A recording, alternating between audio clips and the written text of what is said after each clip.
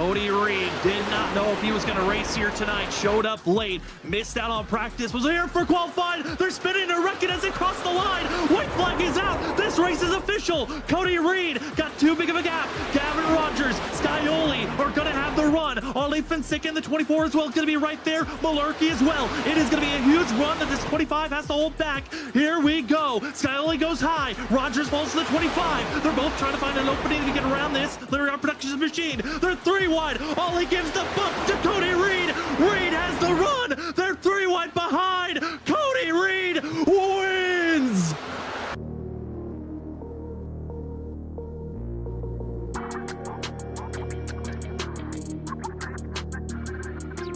It's go time for Hall. He's got to pass 3 drivers in 1 lap. Will he get by Forbes, or will Forbes block and defend? Hall trying to get to the inside. Forbes stays wide. Hall hits. Contact. Get out of the way, Forbes. Hall wants the win, but he overcooks the corner. He'll lose time there. Now going to be a 2.5 back, and Richard, it might just be down to the teammates.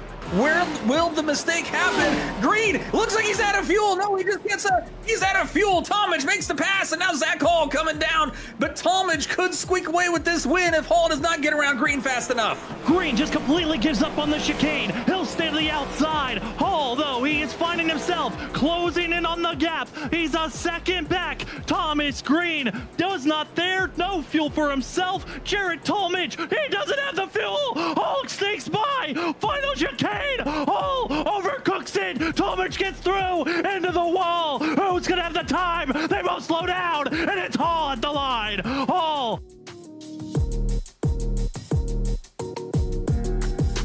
Right now, Jared Talmadge is gonna try to throw a haymaker under number 3 into turn 3. Down to the apron. Does Talmadge have the run? Was the dive bomb big enough? He'll slide his way into the 3. They're almost door banging off the exit of turn 4. Side by side, coming to the line, and it's gonna be Ryan Kelly with the nose. 6/1000ths of a second goes to Ryan Kelly.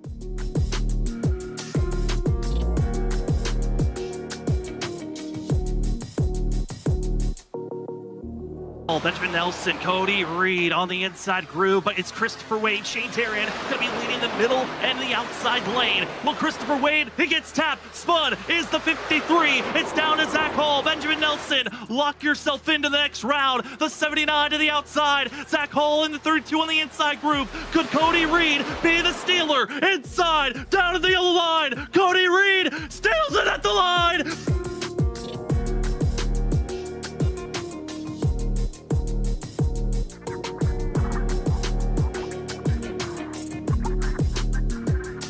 Laps to go here from USA, and it is Fritz, Norman, Johnny Wood Jr. trying to find a way in closer, but it's just slider after slider. Who's going to have the nose when they come across the line? We're a lap and a half to find out. Norman for sure is looking good for himself, but Fritz wants to sweep the cash up the exit of turn number 4. White flag in hand. Norman, Fritz, Johnny Wood might be too far back unless these 2 make contact. Norman and Fritz side by side. Wood is working the inside groove. 3/10 back, but into the wall is Norman. Fritz looks to be clear. Norman needs 1 last Hail Mary. Can he get the run off the exit of the corner? Whoa. 3 wide, out to the 4, but it's Scott Fritz nose ahead and wins the All-Star BRB race here for season 6. Before we get to the racing action, we want to say thank you to all the primary sponsors of the BRB Sundance Pro Series. First and foremost, Sundance Pizza, RevSimShop.com, Performance Food Service, and MXWraps.com. Thank you so much for all the sponsors. Now let's get to the racing action.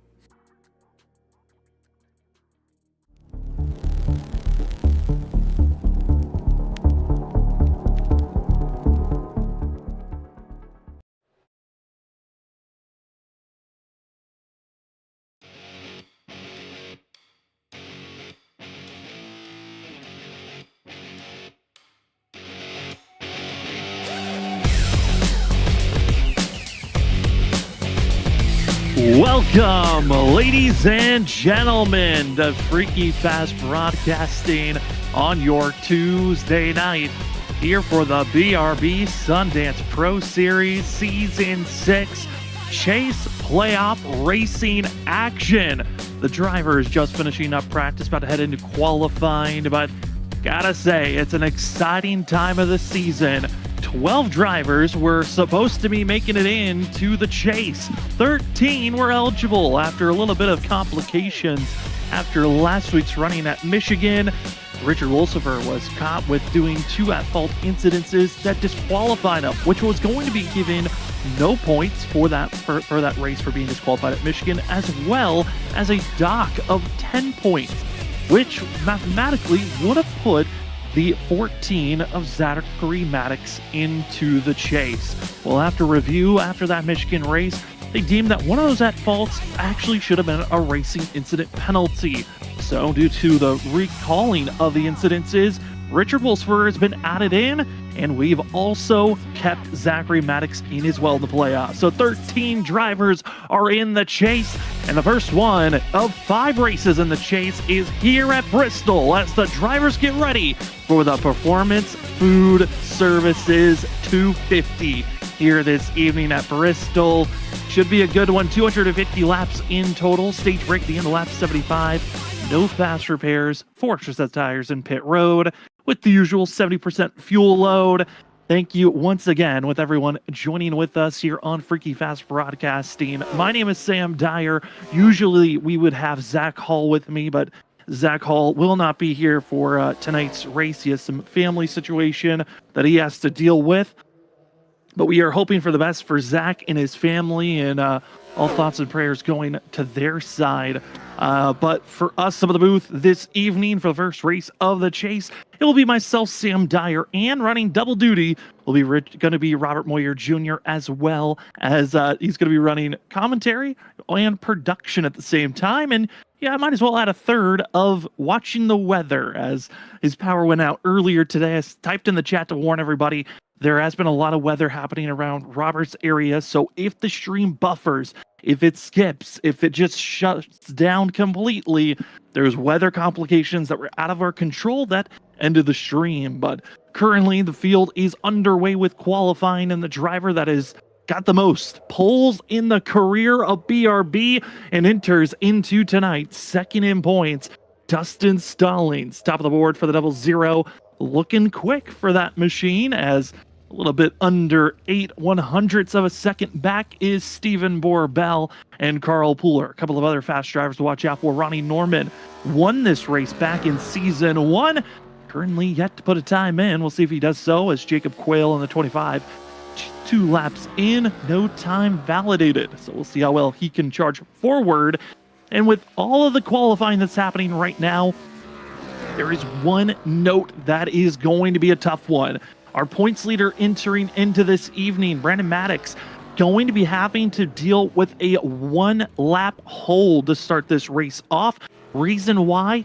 After Twin Ring Motegi's, the checker flag was thrown, the 23 was caught at intentionally wrecking another driver, which is a big no-no here in the BRB Sundance Pro Series. And due to that, 1-lap hold will be placed on the 23.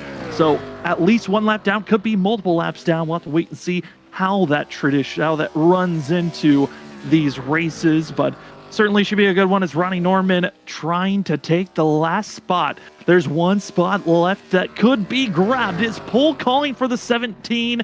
He didn't grab it back in season 1 when he won that race. And one note, every driver that's gotten the pole here at Bristol has never won. The pole is not a lucky position to be at Bristol. It's the driver that leads the most laps that wins. And Ronnie Norman, after 2 laps, will qualify in 8th place for the 17. So that means the 00 of Dustin Stallings. Can he break the bad luck? Can he be the driver that shakes it all down? Or will it be someone else that can get up front to win here this evening for the Performance Food Service 250? Well, qualifying is about to be concluded here. Practice also done. We're about to be heading right into the racing action here this evening. 250 laps in total.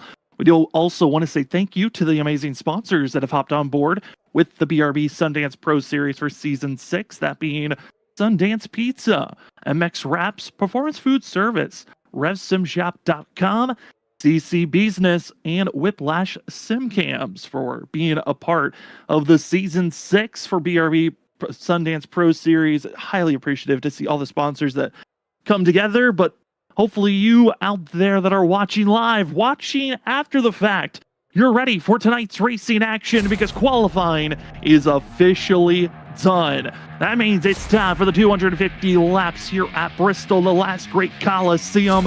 Chase racing action.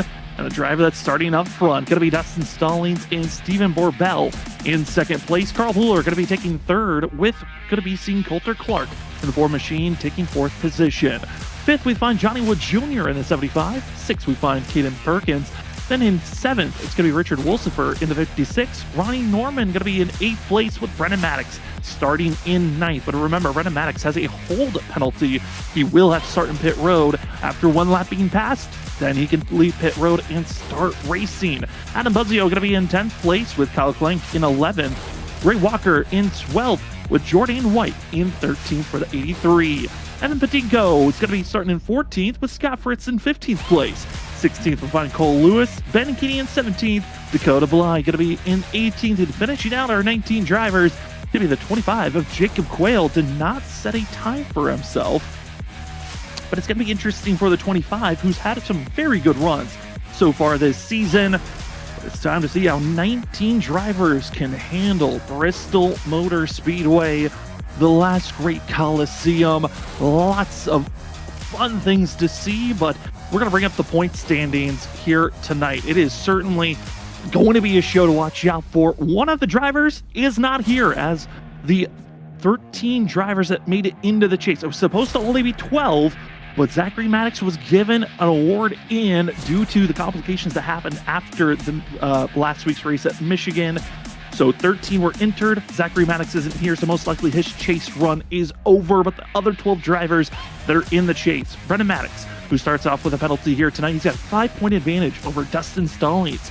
We've got Coulter Clark, Adam Buzzio, Ronnie Norman, Johnny Wood Jr., Scott Fritz, Ray Walker, Stephen Borbell, Dakota Bly, Richard Wolsifer, and Carl Pooler, as well as Zachary Maddox, that are all racing for the chase. 13 drivers hoping for a great run. The rest of the field hoping for this night to have a good one here this evening, as the 19 drivers get ready for the racing action. Curious to see how the field will react, with Brendan Maddox starting with a one-lap hold. Are we going to race aggressive? Are we going to take it easy? And how does the 23 want to emerge through this field? Is he going to be aggressively trying to unlap himself, or patiently waiting for a time to attack? Well, we're about to go to Green Flag Racing. I want to bring in Robert Moyer Jr. Robert, I know it's got to be quick, but man, how are you feeling with the chase about to get underway?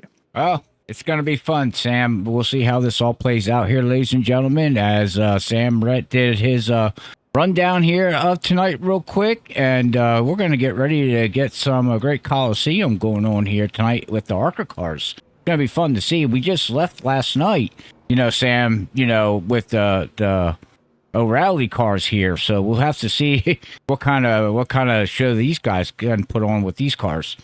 Yeah, last night there was a lot of different movement. You can pass on the outside, you can pass on the inside. Here tonight, it is going to be a one groove, get down to the inside yellow line and stay there as long as possible.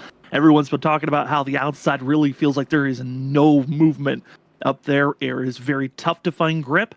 We'll see if anyone can find it, though, because the pace truck is pulling off. It's time for Season 6 chase racing action to get underway. Your Performance Food Service 250 is green as the field takes off and goes. Stephen Borbell and the rest of the field try to follow in suit, as Stallings already a car length and a half ahead, as the 271 going to be side by side. One of the better qualifying runs for Carl Pooler this season. As they cross the line, that is the start. Brendan Maddox is now leaving pit road, one lap down, and he was able to emerge at least to get to the line as Borbell into the outside wall for the 2 machine. But Zach, Robert is going to throw me off. I'm so used to Zach being in there. But Robert, this is certainly going to be some fun racing action. Already seeing some drivers, though, on the outside, losing time. Borbell, the main one right now. Yeah, it's such a difference to see from what we seen last night. Like you said, now everybody, like you said, once you get down to that yellow line, stay down there. And I do notice, too, the cars look really more stable, than O'Reilly cars here. But like you said, Stephen Borbell right there got into the wall. But we got a battle back here with White and yeah, wow. And Norman Wolsifer, contact being made as Kyle Clank in the 31 sent up high, as seen a couple of drivers bringing out some new shiny schemes. The 56 and the 23 bringing out specialty skins for themselves, as Jordan White is back on track after missing last week's race and a chance to make the chase. But Wolsifer, as well as Brendan Maddox, both having their 100th race start in the BRB Sundance Pro Series. So congratulations to both of those drivers. Been a lot of drivers hitting their 100th start throughout Season 6. And there's that golden blue, as seen Wolsifer trying to find a way to go forward. And this 56, the aggression level has been ramping up. We saw him on Monday night call an early evening in our going to be Trinity Racing League that we broadcast on Monday evenings. Wolsifer here this evening has a rough one, Robert, of can he survive the night and get good positioning, as everyone's starting to feel the hurt. The right front is already fading away with the dirty air. That wall is calling for a lot of drivers. Yeah, it's calling. And right now, I think the one that is calling for is Stephen Borbell, as Ronnie Norman's going to look on the outside here, Stephen Borbell, and looks like he's going to possibly make this pass here, Sam, going down the backstretch. Looks like he's going to clear him, but right now, Stephen Borbell is struggling with that car. He certainly looks to be struggling, but it's more so he's given up so much time. Now trying to get the right footing as everyone's single filing out for at least our top 10. First battle side-by-side wise will be for 11th position, as Jordan White is starting to lose ground to now Scott Fritz for 11th and 12th place. Yeah, Scott Fritz is going to look down underneath White here in that 83 of the 83 there. And then you also, right behind him here, has also Gray Walker right now trying to work his way in that Blitz machine there. That's a different paint scheme, too. Oh, I like that. It is a different scheme for Gray Walker. Walker coming in as he's open for a good, strong run and evening for the 18, making it into the chase, and kind of quietly made it into the chase. I think the last couple of seasons, Gray Walker has really been a very loud driver he's been fast, he's been up front, he has been showing a lot of speed.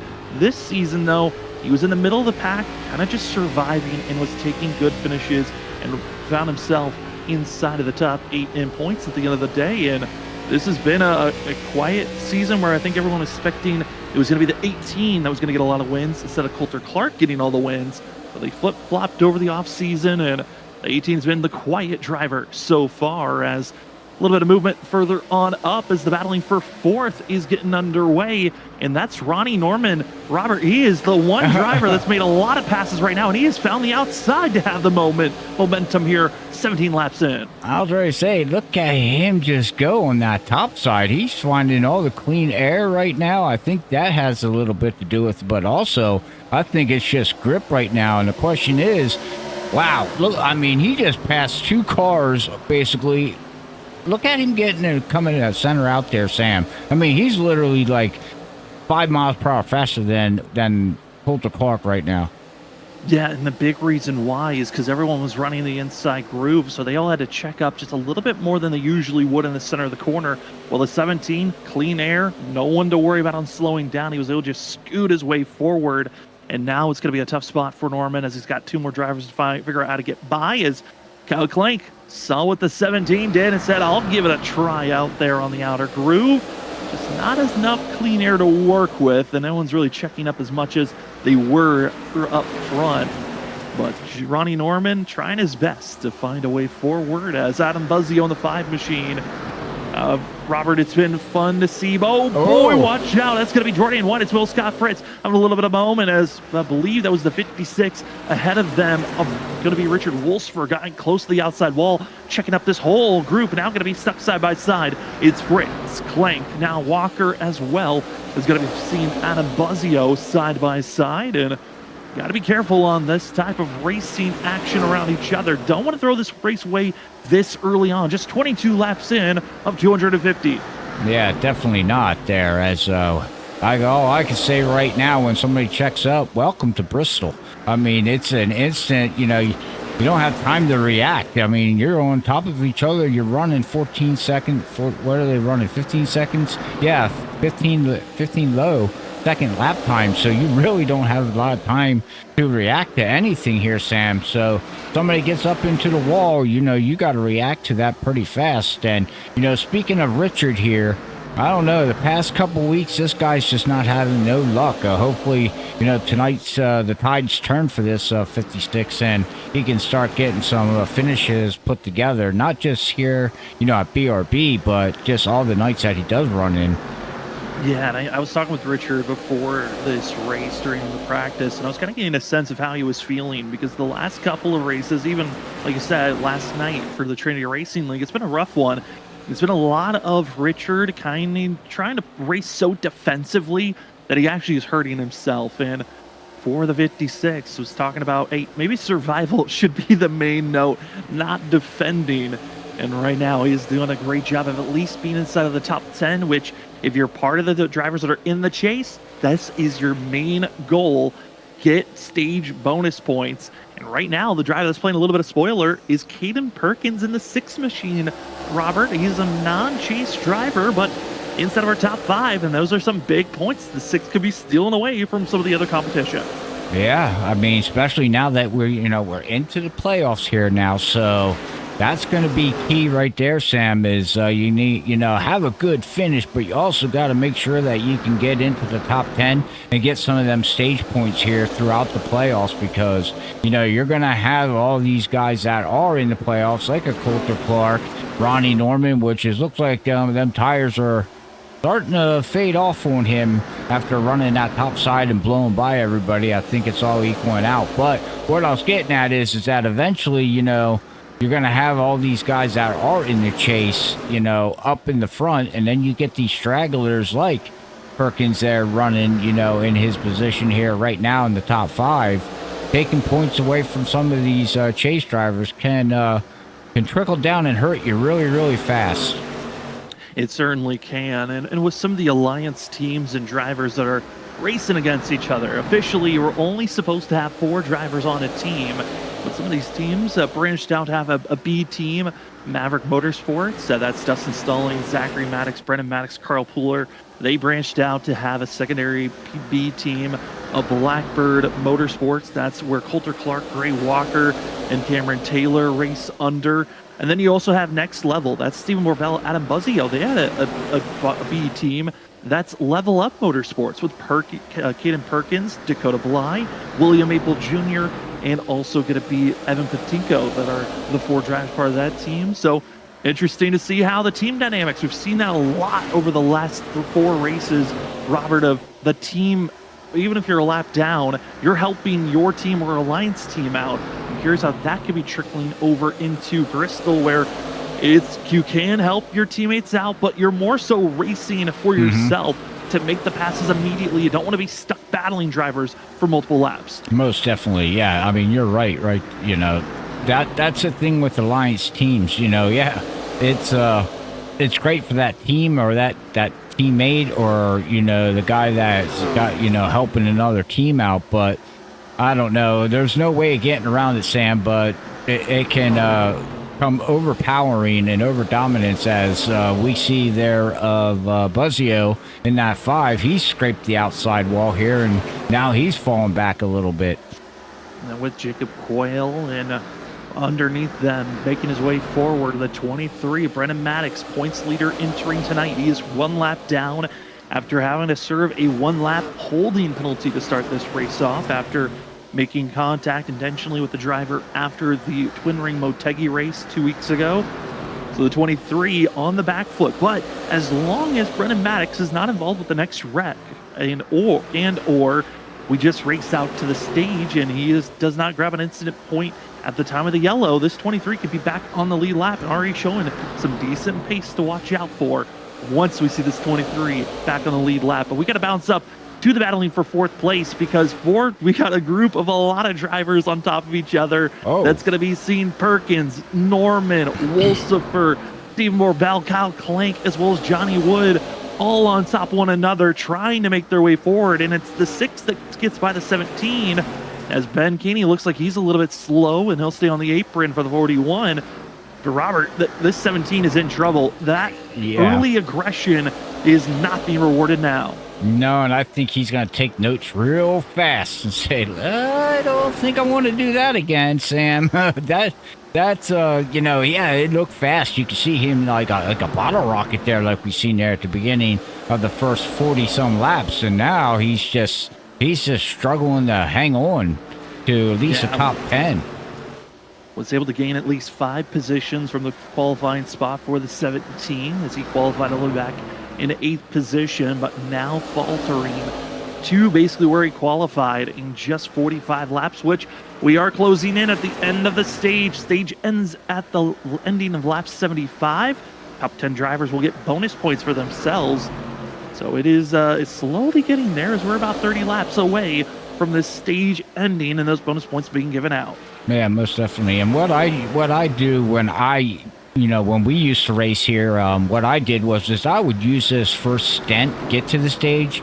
If you can get stage points, great. That's what you want to do. But I also took a note. Okay, how did my tires react to that run? Because right now we are still green flag. 48 laps into it, so they're getting a real good reading on how these tires are reacting to tonight's weather and this concrete track here at Bristol. Which, speaking about weather, we're going to bring up the weather and see how it may change throughout this evening, as the field is marching their way around. 71 degrees, ambient temperature, 88 track temp. The wind, not too much of a worry, staying pretty stable at 5 miles per hour, and humidity a lot nicer than it was last night. It was up in the 92, 93%.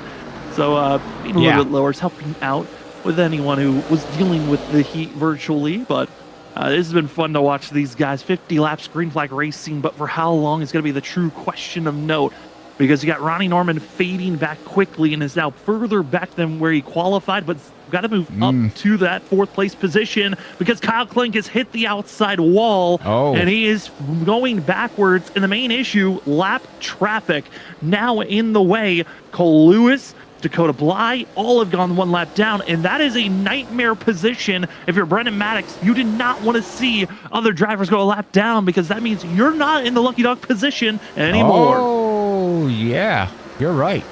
Oh, that's not good. That's not what you wanted to see. Oh, yeah, that doesn't, well, maybe that's why he's being a little bit more aggressive too now, because, he knows that he's got to get by some of these cars that are a lap down now.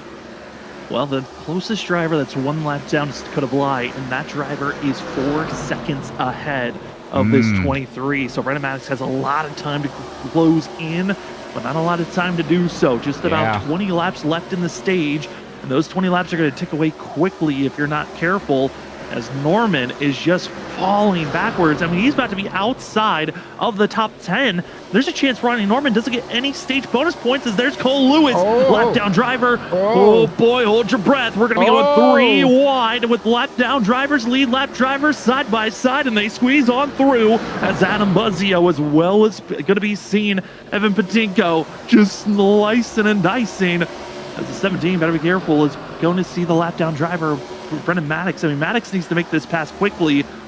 But this is helping Norman, at least hold position and keep Adam Buzzio back. Yeah, and if I was Maddox, I'd be waving my hand out the window, telling Adam to, thank you for not hitting me there for 3 wide, but also help push me, because I need to go here. I'll help you if you help me. A little bit of teamwork can go a long ways. But even if you're not on the same team, sometimes you got to just figure out how you can help with one another. Ronnie Norman, though, will be passed for 10th place. Buzzio now in the 10th place position. As here's Dakota Bly, currently the first driver 1 lap down. Yep.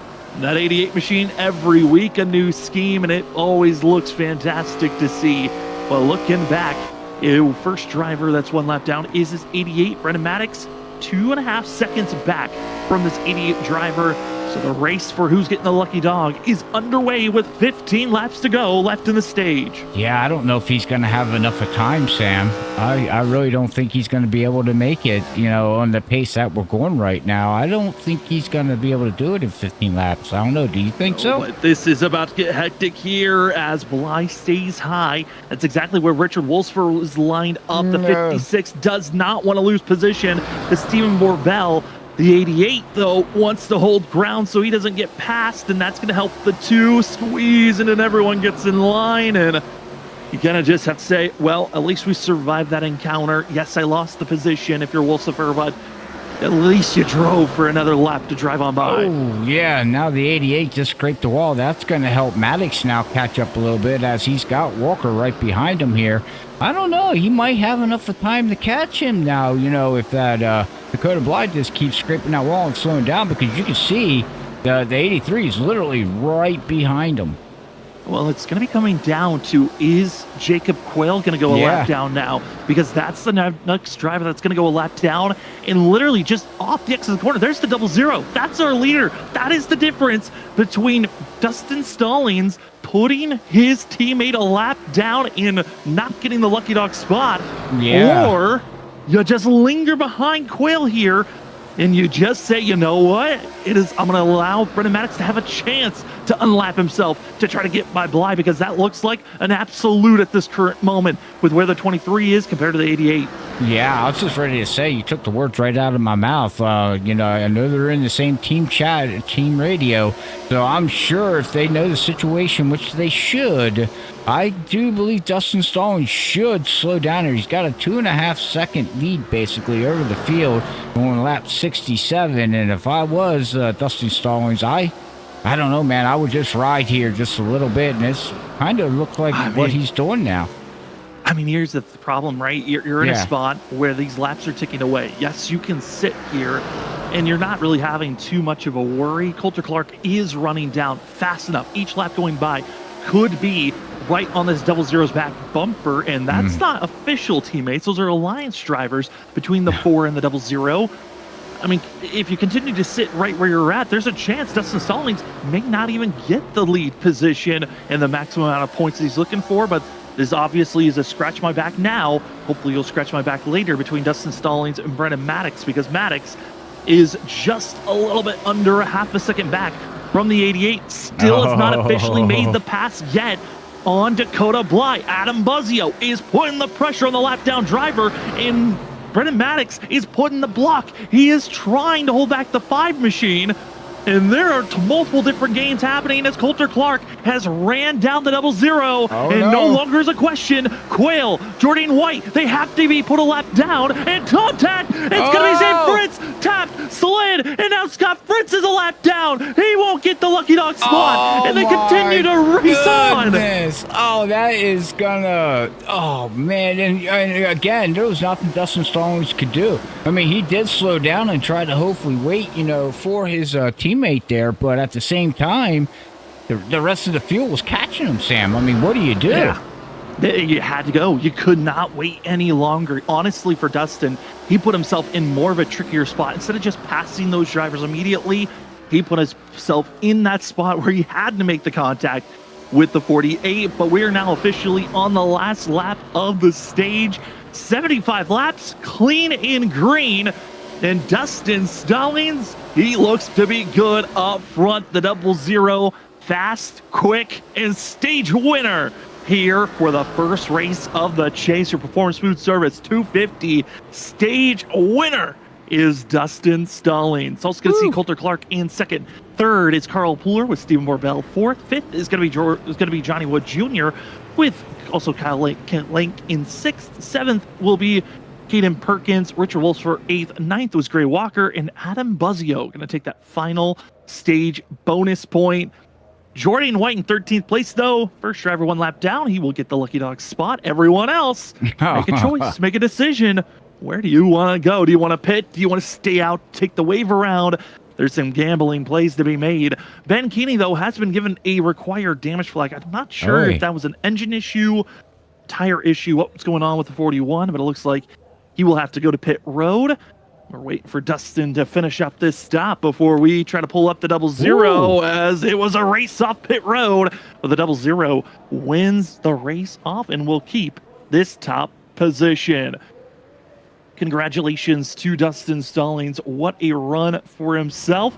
Let's see how the 0-0's feeling, though, as we pull him up into the booth. Dustin, it's Sam and Robert up in the booth.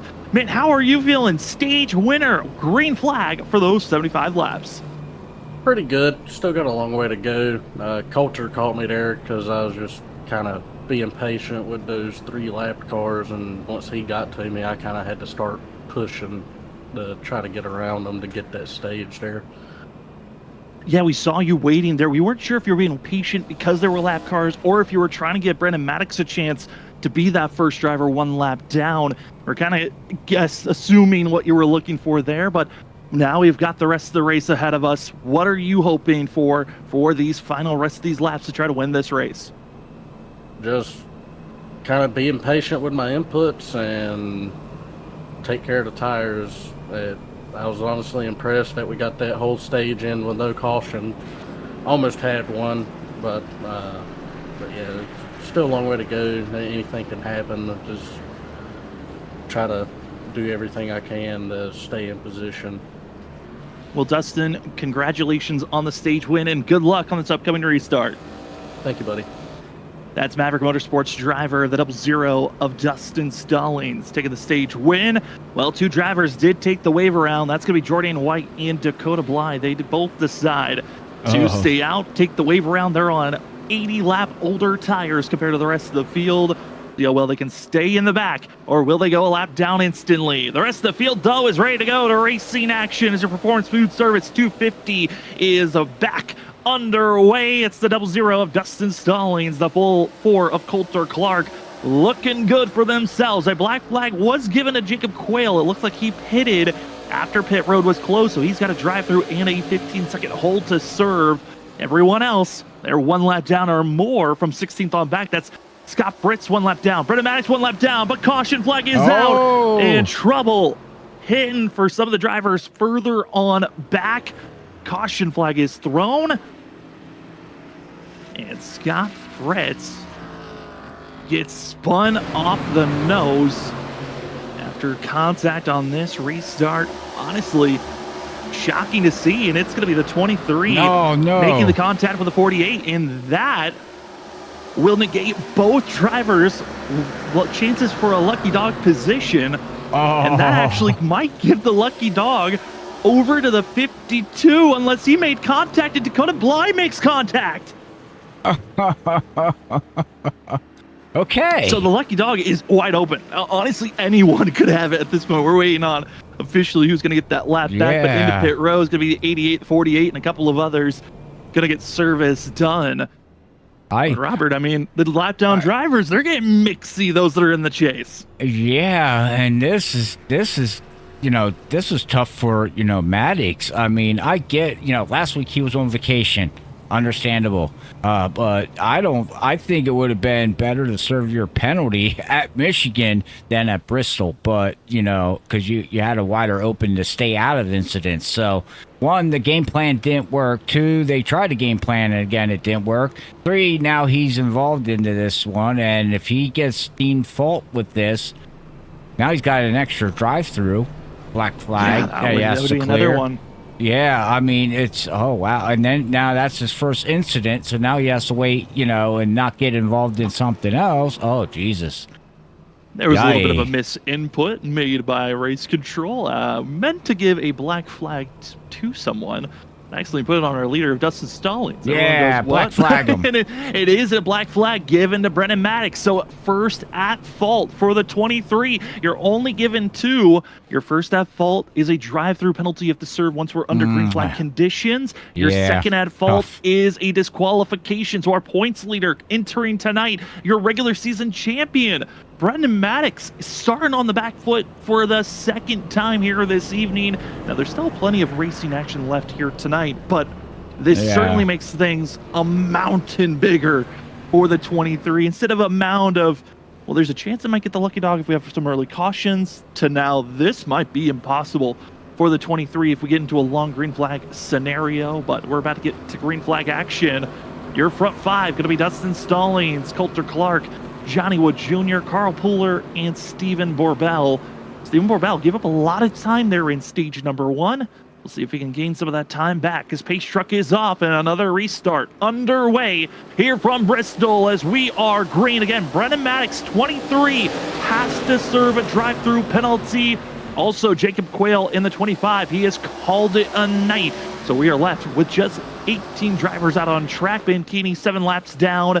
Scott Fritz 1 lap down. Cole Lewis 1 lap down. And let's see how many more. Brennan Maddox goes down as battling happening for 3rd place. It's Wood and Pooler, former teammates, going side by side. Former teammates, they know their driving style, and I think they'll be perfectly fine here, Sam, as we'll see 75 of Johnny trying to work the inside here. It looks like he's going to be able to get around his old teammate there of Carl. Now Carl's got to hold off the rest of the field behind him as it looks like we're starting to calm down here, Sam. We do got a battle back here with teammates of Borbell and Adam here. They were battling there for a minute or two, but looks like everybody's settled down here. It looks like we could have a, knock on wood, long green flag run. I don't know if we're going to have, though. We got to go back up front because there's a lot of bumping and shoving happening for the lead position. Oh, yeah, Dustin Stallings was backing off. Cub just breaking his way, which was forcing the 4 to catch up very slowly in the center of the corner. Johnny Wood Jr. running into the 4 and shoving Coulter Clark into Dustin Stallings. The 75 no longer wants to be patient. He wants to make the move on the outer groove, which, if you're the 4 of Coulter Clark, you've seen this story already. Just stay to the inside. Force Johnny Wood to use his tires, but Wood doesn't want to wait. He wants the lead position now, and Dustin Stallings, he's thinking about the long green flag run, while Johnny Wood wants the clean air now, and the 75 almost clear, and now is clear for the lead, and Dustin gets a little loose in the center of the corner, and has to fall back. Okay, yeah, these guys said, you know, it's only lap 92, 93 of 250. Let's just go for it. Wow. Yeah, I mean, might as well, right? Yeah. Might as well use it a little bit here. Oh, and Johnny Wood Jr. wants to build the gap, wants to build the lead. As going to be seeing Coulter Clark as well as Dustin Stallings. They're thinking about saving their tires for the long run. Now going to be seeing another driver bouncing outside. That's the 31 of Kyle Klenk that wants to get a little bit more aggressive running forward. The driver that started all this back in stage 1 of ripping the top and getting almost to the lead was Ronnie Norman. Norman lingers all the way back in 12th place. Robert, I mean, he lost so much time with killing his tires early in that first stage. He fell back outside of the top 10. He's got a long mountain to get back into the top 10, let alone think about winning this race. Yeah, but I think he learned though, Sam. You're right. He's got a long climb back up, but again, we've seen him, you know, run fast. Now he could take that notes, you know, for the end of the race. And if we have a short, 20 lap stint, maybe, 10 lap stint, he knows the top works. So if he can work his way back up into the top 10, stay in the bottom, save his tires, stay clean, don't know how this race is going to play out at the end. He's got a lot of data that he just, he built into what his car can do here right now. And I do think a lot of people took note of that. Now, except for Johnny Wood and, the guys that decided I want to take the lead and just go flying up there.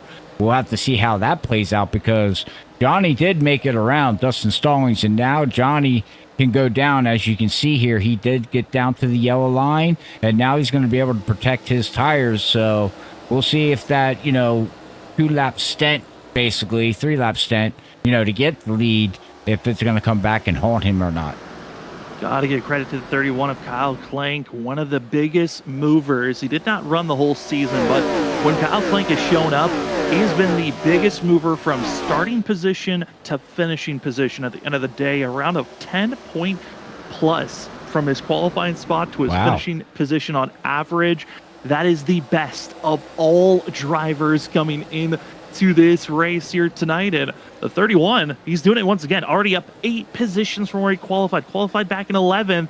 And if he continues on that trend of 10 plus positions up, that means a race win could be calling the 31 here this evening, and if he continues on that trend that he's been having so far this season. Yeah, and he's got a great sponsor, race car. Great race car to have out there. He's got a race car. Race car is race carring, and right behind him, maybe the 23 of Brendan Maddox trying to unlap himself the hard way. Yeah. 23 machine at least 2 laps down currently. If he unlaps himself and gets by Johnny Wood Jr., that would just make him 1 lap down.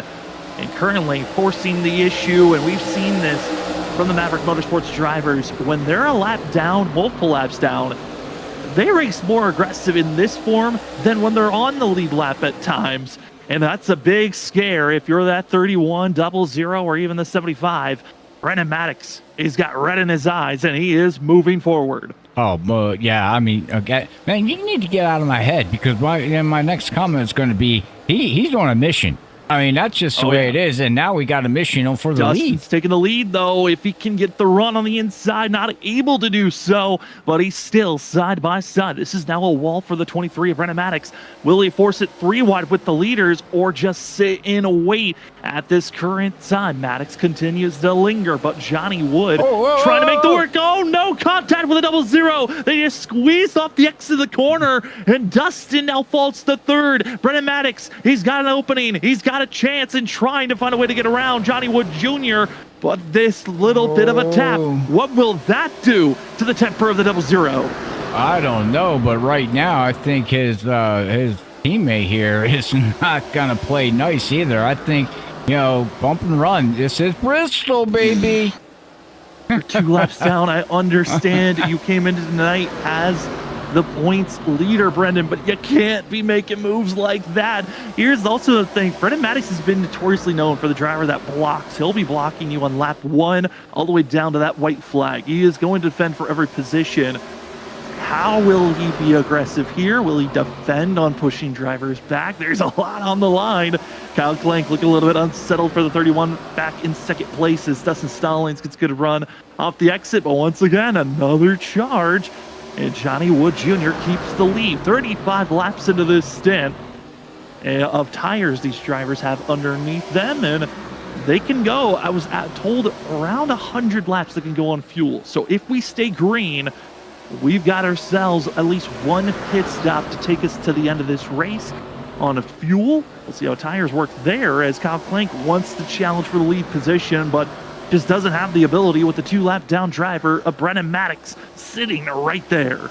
Yeah, Brendan Maddox, if you're listening, what I would do, man, is just, take it easy. Because you got to remember, next incident, and if it's deemed on him, he's parked, he's DQ'd, and that's not what you want to do. That could be championship over. I mean, yeah, you don't want to do this. You just don't. Next week, going to be probably one of the better opportunities for Brendan Maddox. So we head to Sonoma. That will be our last call here on Freaking Fast Broadcasting before we hand it on over to Pit Stop TV. No. And Maddox and Wood contact off the exit of the corner. A little bit of a squeeze, a little bit of a tap. That's just naturally what happens here at Bristol. But then Johnny Wood, he's got to block, he's got to defend. That's the position battle. Is the 75 of the 00. And Dustin has been cooling off those tires. He's been settling in wait. Brendan Maddox has completely fell back. He has done everything he was supposed to do. Put the pressure on Wood. Force Wood on the go. Dustin slides, spins around. Caution is out. And luckily no one else involved. Otherwise that could have been an at-fault for the 00. Oh man, I think it is. I think he just lost it going in a turn, just overdrove it. It looked like he went in so aggressive, a small tap to the 75, and just the rear end snapped on him. Yeah, we'll see here in into the the corner. But man, it's just Brendan Maddox did everything right. He put the pressure, but Dustin goes into the corner, trying to set up for the exit, straightens it up. What a run with the early apex. Taps the 75 and then just loses it. Oh, and Coulter Clark just went right up into Caden Perkins there a little bit. This is going to be something for a curiosity. Because there technically was contact of the 00 going into the 75, is that going to be deemed as a contact? Or will it be simply just a self-spin? If it's a self-spin with no contact, that is only an EOL given to the 00, but if that is deemed a contact with a self-spin, that will be an at-fault caution, and that will be a drive-through for the 00. This is a lot of pressure on race control on what they're going to do. It looks like it is an end-of-the-line penalty, just a simple self-spin. I love that call from race control. Yeah, good call. Good call. That is just hard racing, and and he looped it. I mean, he did this tough battle in here, but I mean, these guys are, it's Bristol. They're not laying down here. I mean, this is crazy. Wow, what a race! What a race we got, and now we got what happened to. Don't know what happened to Scott Fritz. Penalty given as he was back on the lead lap. I don't know if this was a passing under yellow or if this was a entering closed pits. Don't think it was a closed pits that he went in. I don't think so either. The 48 is in a weird spot. We're going to have to wait and see. This could be an evening that it just continues to snowball for the 48 team as well. As Ben Caney, Jacob Quayle both officially out of this race and server, leaving us with 17 drivers out on track. Brendan Maddox 1 lap down as he was able to get one of his laps back. I don't know. I think he got a lucky dog wave around. I don't know how he got a wave around. Oh, he should. Yeah, I mean, he should have got the wave around. He wasn't. I think it was involved. Because he was in front of Coulter Clark at the time of the caution, while everyone else pitted. So 1 lap down is going to be for Cole Lewis. Brendan Maddox rests the field, ready to go back to green flag racing as Kyle Clank, Coulter Clark, Richard Wolsifer, as well as Carl Fuller did not pit. They're on 45 lap old tires. Everyone else just got some freshies. 2 tires, might have been the call for a few others. 4 tires for some, a little bit of damage repaired. Look over, and here we go. Robert, it's Kyle Clank. Also going to be seeing Coulter Clark leading the way with the old tires. Yeah, right now, Clank's leading, and you got Clark, Richard, and Carl Poole are all in 46-lap tires, and then you got Ronnie Norman back here learning stuff, running right beside here of Adam Buzzio. They're side by side, and I think these old tires here eventually they're just going to get eaten up here very shortly. They are expected to be eaten up. Adam Buzzio trying to work that outside to run on through. A little bit of a wall tap for Carl Pooler. The question is, are you going to wait for a mistake on these older tires and try to get underneath them? Buzzio with a great run. He sets up for the pass on the inside. Just able to carry so much more speed. Are these fresh tires? You see that difference off the exit of the corner, also at the center, as a drive-through hold penalty was given to Scott Fritz, as he currently is sitting in pit road serving that black flag penalty, leaving us with 2 drivers, 1 lap down. Cole Lewis, Brendan Maddox. Maddox has a chance to try to get this lucky dog spot. If he wants to, he's the first driver 1 lap down, a caution flag comes out. Oh, I'm telling you, I mean, if that happens, he better count his lucky charms. I mean, because I mean, you can only get so many chances in racing in general, and if you get that many, count your charms. I mean, there's a chance. Brendan Maddox looking for that championship. Adam Buzzio wanting a championship. Both of them multiple times in their BRB Sundance Pro Series careers have felt like maybe this was our season to get it. Buzzio and Maddox both looked extremely good last season, but it was Zach Hall that ultimately took the crown. And now the question looms of who's grabbing it here for season 6. As Adam Buzzio, Ronnie Norman able to get by Richard Wolsifer. Carl Pooler is dropping back as well. But with some of the pit road strategies that happened and some of the damage repair that had to be made for a few others, you got Evan Patinko inside of the top 10, just outside of the top 5 with this pass on the outside, the 81. Top 5 runner for Patinko in the 81 machine. Nice. I mean, that is something he needs. Now the question is, can he finish it? We all know he's a good driver, but he always seems to find that unlucky dog that, unfortunately, ends his race or he gets involved into something. So great run for him right now, like you said, Sam, but we'll have to see if he can, finish this thing out here.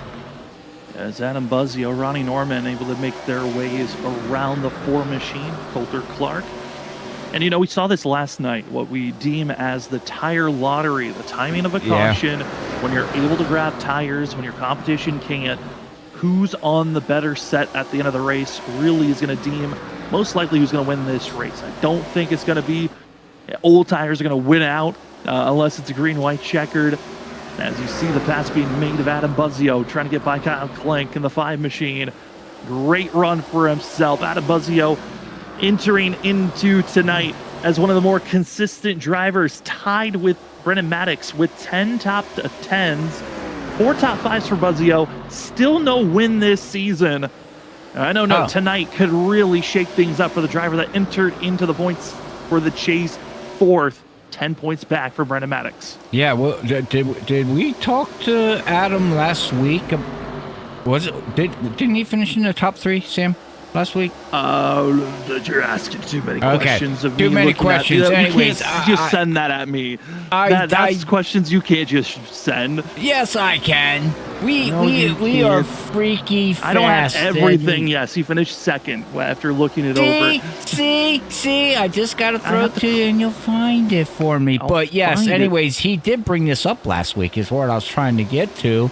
The talking point of, he feels like, he should have had a couple wins and it just hasn't worked out for this 5. And you brought up, last season, it came down to the last race between Zach and Adam, battling for that championship. And unfortunately, Zach held off everybody, in that last restarts at Homestead, like craziness. But, Adam, I think, got a good shot at, hopefully taking this season and actually, putting one in his belt. It certainly looks like there's a chance of it as battling happening for the drivers of 5th place. It's Kyle Clank who is challenging Coulter Clark. Now, both these drivers on old 65-lap old tires.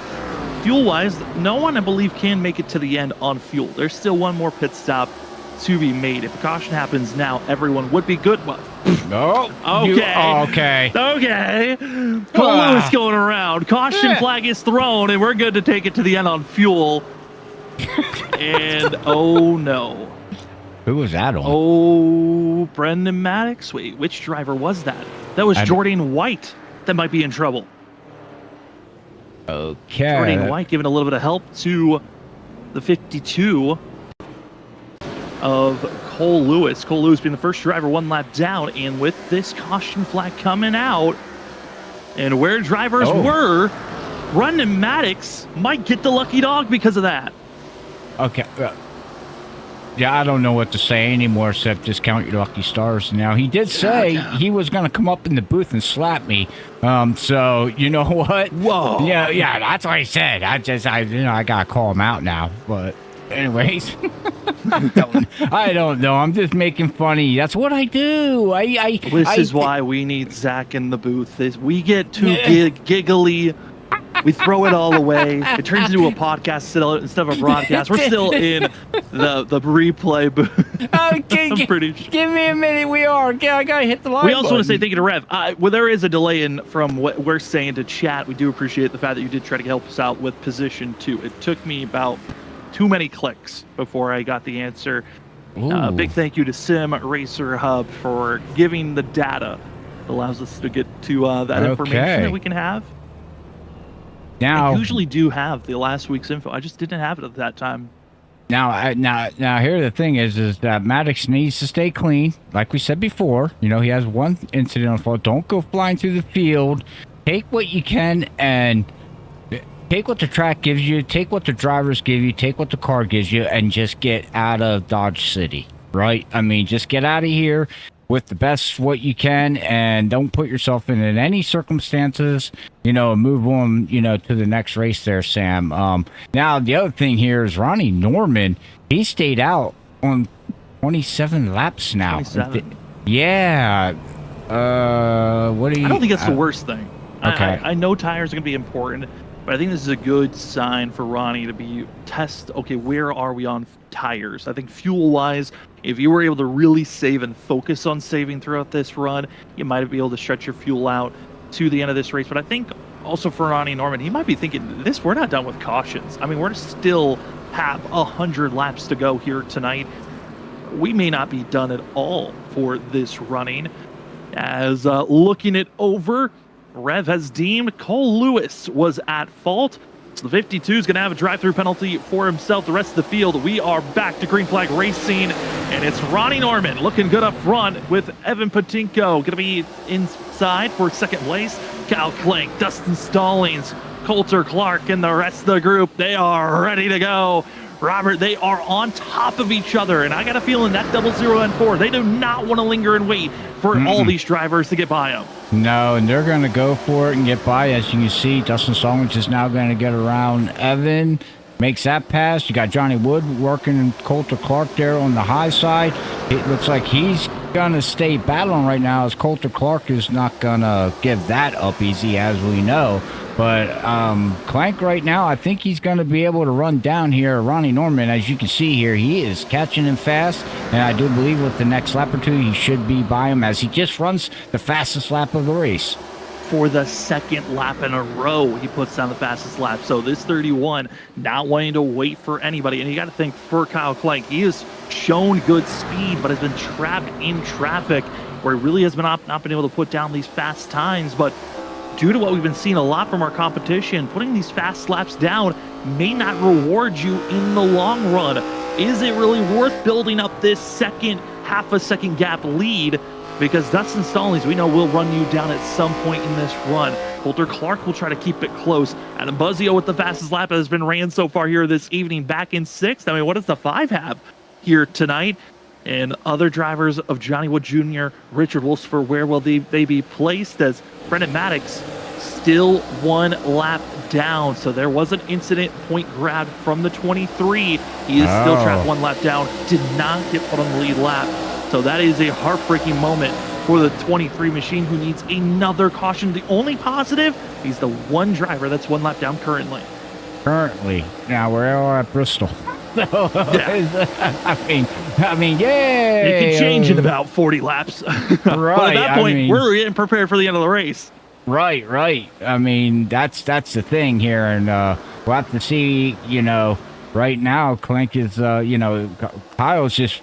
He's running away with this again. Now he's up to a second lead, and we've seen this with Ronnie Norman. Ronnie Norman did this and didn't work out so well. So, like you said, Sam, we'll see if this works out for Kyle here or not. The battling back for second on back starting to heat up. Adam Buzzio's caught back into this group as he's trying to set up a pass on the 4 of Coulter Clark. As there's Adam Buzzio, and watching these drivers, I mean, Robert, this has got to be... It's already nerve-wracking just racing this track by yourself. You've got the field around you, but that looming at-fault penalty, if you accidentally tap somebody wrong, you spin them out, using the chrome horn is a very risky thing, even now with the penalty system BRB has. This is gutsy to watch this field as these 5 drivers, second back to 6th, are giving a show right now as Ronnie Norman gets passed by Dustin Stallings. Yeah, Dustin Stallings works his way. Evans now going to look on the high side. Ronnie Norman, them tires are finally fading off. It's amazing how fast these tires just plateau. I mean, when they go, they go. They're gone. Yeah, like they're gone. And Norman, I mean, he didn't even really press his tires as quickly as some of the others, like Kyle Clank, Adam Buzzio. I don't know if he is super saving just in case this run goes into... I mean, I know he's on the older tires. He is on 30-lap older tires than the rest of the field. We get that. But it is kind of crazy that he was able to hold on as long as he did, to the point where he just hit that wall, and now he is no longer a part of this group. He is fading quickly. So Norman's got about a 30-lap window to work with before he really starts to fall off. But looking at Dustin Stallings, he has this very awkward entry compared to everyone else. He has a very early apex, tries to cut down sooner than everyone else, have a longer straightaway, and it's clogging up most of this field on entry. There might be a wreck setting up if Dustin continues to run like this and this grouping gets closer and closer. Yeah, and you were just saying here, closer and closer, as Dustin Stallings is getting closer and closer to the lead of Kyle here. He's down to under a second. He is just mowing him down very, very, very, very fast. Let's see what lap times they had here. What was the last lap? 15.3 to 15.3. So he's about 4 to 5 tenths faster, Dustin Stallings is, than the leader. Yeah, and the fastest drivers out on track, it is Kyle Clank, Dustin Stallings, and Adam Buzzio. The 5 machine is finding a little bit of speed back in 5th place as he's watching 2 different ways to approach these corners, and Adam Buzzio staying with a much longer let the car coast down on the yellow line, as the 4 and the 00 are doing a much early apex, so they're trying to diamond early and cut down across the track. As the 5, you see, he tries to just stay stable, while the 4 is doing these very aggressive cuts that with this ARCA car and the way it's running, you can make those aggressive cuts and it sticks. It's just having the momentum to hold on to your speed is the big struggle, as Evan Patinko trying to hold the inside quarter panel can't do it. We'll see how the 81 wants to defend Adam Buzzio's. Buzzio has to try a different approach, going wide outside, and now he'll cut to the inner groove. This 5 giving us a good shot from his point of view of how difficult it is to try to make some passes. But not only that, he's clutching. Watch his RPMs. He's coasting by Saving clutching. a little bit. Yeah, I would have never thought, look at this. And he's actually running faster lap times by doing this.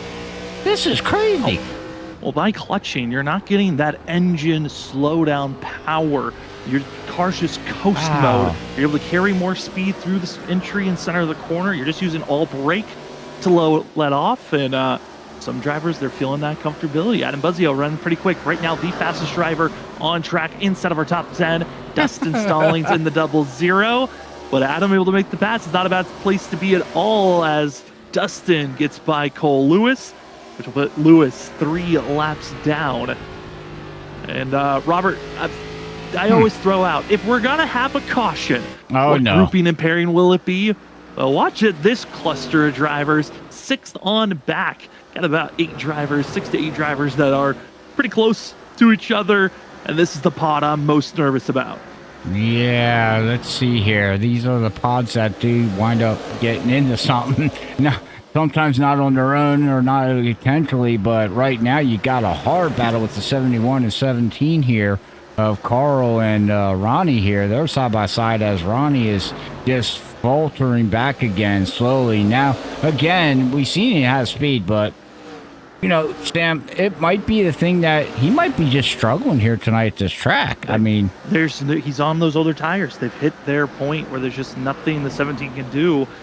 He just has to sit and wait and hope a caution flag comes out in some fashion or time. Otherwise, he is going to be finishing outside of the top 10 for the second time. Not just missing out on stage bonus points, but missing out on big points here at the end of this race. You know, looking at other drivers, Stephen Borbell. Yeah. This is one of the more unique places to see this driver in the 2, but let's ride on board with the 2. You know, you talked about Adam Buzzio clutching and running pretty well. I'm curious if teammate of Adam Buzzio, Steve Borbell's doing the same exact thing, and no, he's just trying to run down low, and crazy to see the driver that qualified second just doesn't have the pace here during the race trim.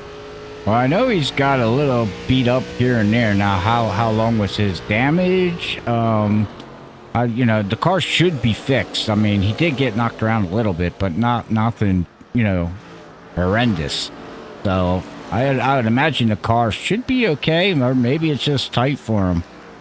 You know, but there's a lot of different things that it could be, but I know one thing that's going to change up, and that could be the lead position. Dustin Stallings is caught up to Kyle Clank.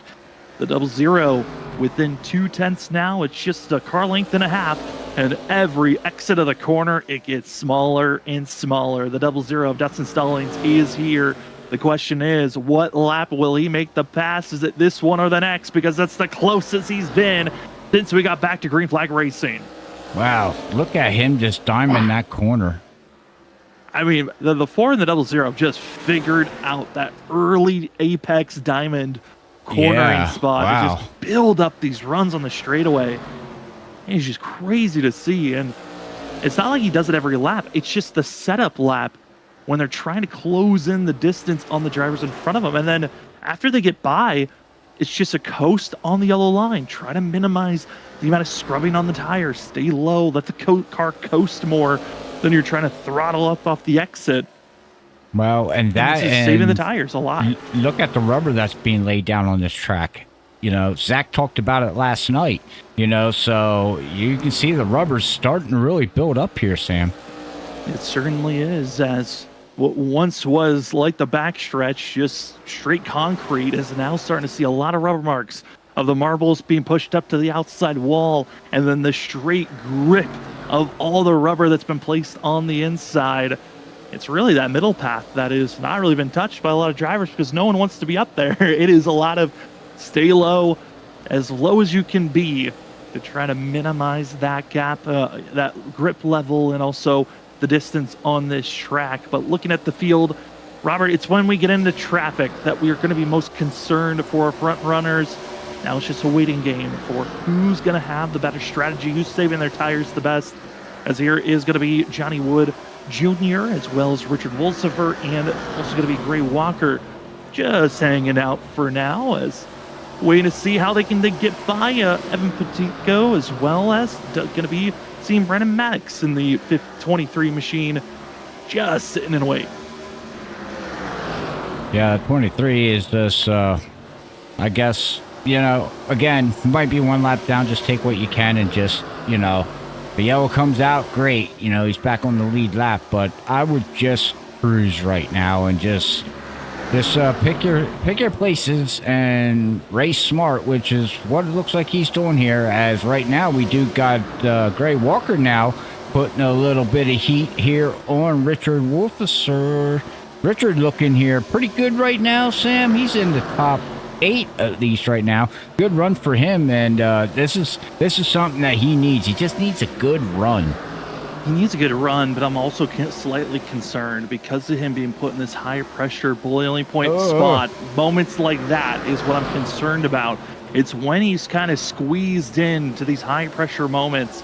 Richard sometimes can overcook at moments where he overdrives a corner, overly defends, and at this current in time does not want to relinquish anything from seeing Walker behind him, who Walker, part of the Blackbird Motorsports team, where this 56 has had a lot of troubles with the 18 teammates of the 4 of Coulter Clark. I mean, with the way Gray Walker's also driving, got to be careful. That outside wall is calling for this group of 5. With how close they are, the one mistake and multiple drivers could be calling it a night ending as Wolfsburg backs out, bites back into the corner. And honestly, the better option could be just back off, cool off your tires, wait for these passes to be made, and maybe the 23 won't have anything to defend as Walker's going to keep it on the outside. Wood was thinking about 3 wide. They don't force the issue just yet, but that little tap you don't want to give. As Gray Walker, 2 for 1, maybe even a third as the 18 drops low. And Brennan Maddox is trying to run the whole entire track as Wolfsburg to the outside wall. Jeez, and Evan almost just lost it. Whoa. Just give it everything you've got. Apparently. The driver 1 lap down, Brennan Maddox. Yeah. He is fighting. He's fighting for everything. Why? I don't understand why he is. I do understand why. He's trying to defend, so he allows Carl Pooler to close in the gap and also allowing the 18 to drive away, as those are Alliance drivers that he's trying to help out with. But you are costing lead lap drivers with these moves. You're not racing to stay on the lead lap. You are hurting drivers. And Richard better be careful because he sees what's happening. And these are the mind games that have made Richard Wolfsburg accidentally overdrive and either wreck himself or wreck another driver that ruins his race. You're in a good spot. You're in 6th. Just hit your marks, Richard, and don't throw this run away as Maddox brushes the wall and gives him a couple of spots. Wow, yeah, I mean, the 23... And then just gets out of the way for his teammate, You got... Team play. Yeah, well, welcome to Bristol. Welcome to the BRB team racing. Yeah, I was just ready to say, you took the words out of my mouth. I was trying to be nice and say Bristol, but come on, guys. This is, Welcome I get to it, but... BRB team racing. This is, even if you're a lap down, you do everything to help your team. There's no team points. There's no award for helping your teammates. You made an alliance with some guys that and said, you know what? We're going to make things as hard as possible for everyone else and as easy as we can for you. How do you like me now? Oh, man. It is something to watch. That is for sure. Richard Wolfsburg, Johnny Wood Jr. teammates trying to find a way to get around the lap down driver of Cole Lewis, who is 6 laps down. And with having to use everything you have to get by the 23, there ain't much left for the 81 of Evan Patinko, top 10, kind of out of the picture for himself. But Jordan White, 83, missing out on last week's race on a chance to be here in the chase. He is trying to get a top 10 finish. Just recoup and find a little bit of a better run here as we've got 45 laps to go. I mean, Robert, this is kind of crazy. We have already completed the amount of laps that were ran last night for the Trinity Racing League, but this race is in a blink of an eye, is almost over and done. Yeah. Oh, wow. See, I haven't even been paying attention as I've been doing 16 different things right now, but you're right, Sam. Wow. Okay. Kind of crazy as Evan Patinko, emergency stop, goes into pit road. Not good. He's sitting there for extended amount of time, and that could be it for the driver that was trying to stay out front as long as possible. And that is a frustrating spot to see for the 81 that raced so hard with a lap car around him just to lose out on that battle. As Johnny Wood Jr.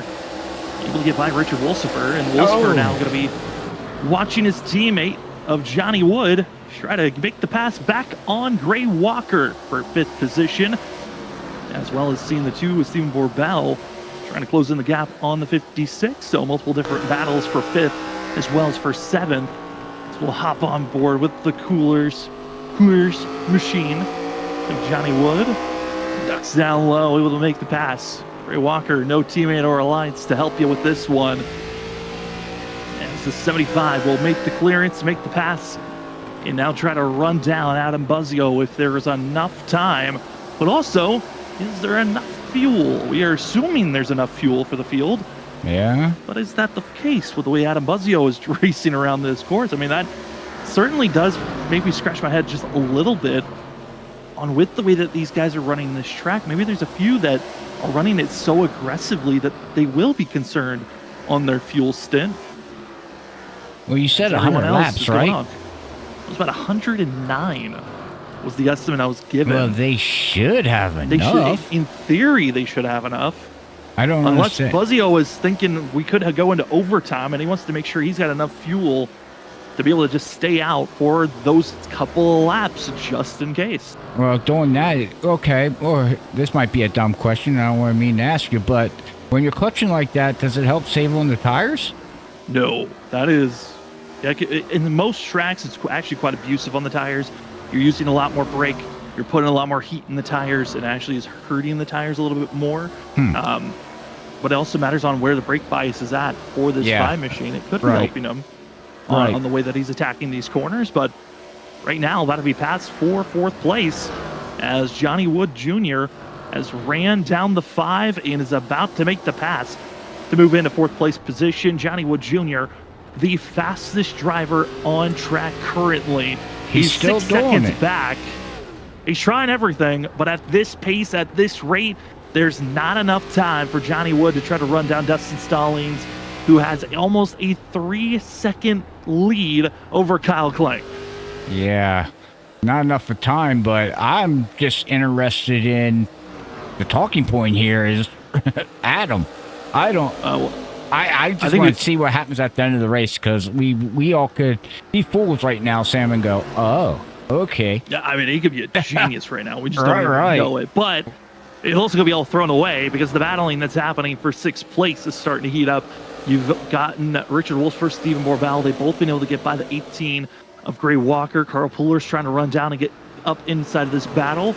See how the 18 and the 71 want to pounce with one another, but the 2 of Borbell has been trying to make some very aggressive moves, trying to get around this 56 that has been a wall to get by currently. Richard's doing what he needs to do right now. You know, he had that hard battle with the 23 of Maddox, and now he just, you know, he's all alone by, you know, with the 2 of Stephen Borbell, you know, all over him trying to battle, you know, Stephen Borbell to hold that position. So we'll have to see how this all plays out. But right now, Richard now looks comfortable. And just keep running your line, keep hitting your markings, and come out here with at least a top 10 if you can. Trying their best in every way possible is this field, as Ronnie Norman, who runs in 12th place, is going to have to pit before this race is over. But you hate to see that for a driver that was one of the favorites for the championship, entered tonight, 6th in points with 2 poles, 2 stage wins, 1 win, 3 podium finishes, 4 top 5s, 7 top 10s. It was a very good season for Ronnie Norman. Felt like he could have gotten maybe 2-3 wins if things kind of lined up his way. Had a couple of more teammates to work with him in the team battle races that kind of went down, but just was not the case as Carl Pooler trying to find a way to get around Ray Walker, which Carl Pooler enters in as officially 12th in points driver. Carl's had an interesting season. He's gotten 2 top 5s, 6 top 10s, and has been very quiet at times when he gets those top 10s. He is one of those drivers that fights every season, it feels like. He's right at the cusp of making the chase. He did it once again for this season, but where will the 71's true pace be at some of these other tracks? Because next week doesn't get any easier after leaving Bristol. We head to Sonoma, then Talladega, Atlanta. I think we're still not sure if that is new Atlanta or old Atlanta. I'm assuming it's the 08 configuration, as in the wall is Richard Wolsifer. Oh, no. Richard absolutely demolishing the wall off of turn number 4. Is he broken? Was battling Stephen Borbell. They made contact, and yes, that right front is broken and is heading to pit road. Oh, no. All the survival, all of the fight to make it to the end, and you can see how that wheel is broken in the 56. Instead of a top 5 finish, it is going to be outside of the top 10 for Richard Wolsifer. Oh, that is a gut-wrenching moment to have.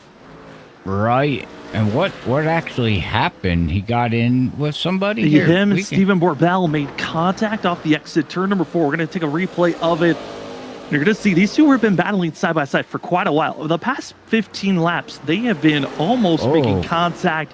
And off the exit, turn 4, there's the ultimate one. Just a little bit of a tail slapper, not trying to ruin the night. But the 56th evening is over and done, as Richard has to go into pit road and is sitting there currently. Next driver heading into pit road is going to be Ronnie Norman. He stretched out the fuel as long as he could go, which was 112 laps. Even with the pace laps that we had to save a little bit, was not able to make it all the way through, as we are in the final 17 laps to go here this evening for Dustin Stallings. Well, Dustin Stallings with 17 to go, like you said, but I just wanted to finish off the storyline here with Carl Pooler, Sam. You know, you were saying, you know, he's always scratching to make it in, and he makes it into the playoffs. You got to remember, too, at the beginning of this season was not nice to Carl. He had like 4 races, I think, that he was wrecked out or got wrecked. I mean, it was something. He wasn't doing very well. Same with Adam. Adam at Daytona, when we opened up the season, you know, he finished way out of this. So a good rebound for some of these drivers throughout the season, like Robert, you said.